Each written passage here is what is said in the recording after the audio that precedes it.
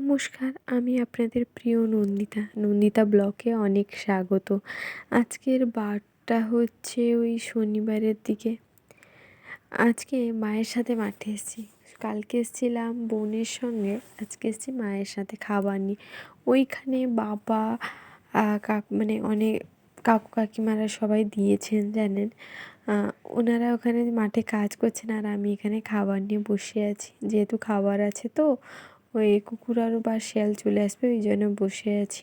তাই ভাবলাম ব্লগটা শেয়ার করি। আর ফাঁকা মাঠে বসে ভাল লাগছে, অনেক সুন্দর লাগছে জানেন, অনেক আনন্দ হচ্ছে। মাঠে খাবো, বছরে দুবার মাঠে খাই, একটা ধান কাটার সময় আর একটা রোপণের সময়। আর মাঠে খেতে অনেক ভাল লাগে আমার। কার কার ভাল লাগে একটু কমেন্ট করে জানাবেন তো। সচরাচর তেমন মাঠে আসা হয় না, কিন্তু এই দুদিন এলে আনন্দ করে তৃপ্তি ভরে খাই, বাড়ির থেকেও বেশি। এখানে লেবু, পেঁয়াজ সব কিছুই বের করে নিচ্ছি কাটার জন্য। আর এখানে আছে পিড়িং শাকের চচ্চড়ি। সচরাচর পুরো বাড়ির চচ্চড়ির মতো হয়েছিল। আর এখানে আছে চাটনি, আর এখানে আছে চিকেন কষা। মায়ের হাতে চিকেন কষা দিয়ে আমি থালাটা কোলের ওপর বসিয়ে ভাত খেতে শুরু করলাম মাঠে।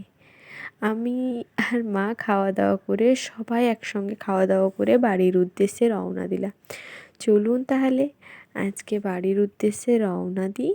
আবার কোনো একটা ব্লগে আপনাদের সাথে দেখা হবে। আর এখানে দেখুন সবাই রোপণ করছে, কত সুন্দর লাগছে না? সূর্যি মামা এমনভাবে পড়েছে, মনেই হচ্ছে মাঠ। তো চলুন আজকের মতো ভিডিওটা এখানেই শেষ করছি। আবার একটা নতুন ভিডিওতে দেখা হবে। ততক্ষণে সবাই ভালো থাকবেন, সুস্থ থাকবেন। Tata, bye bye. একটা লাইক করে দিবেন।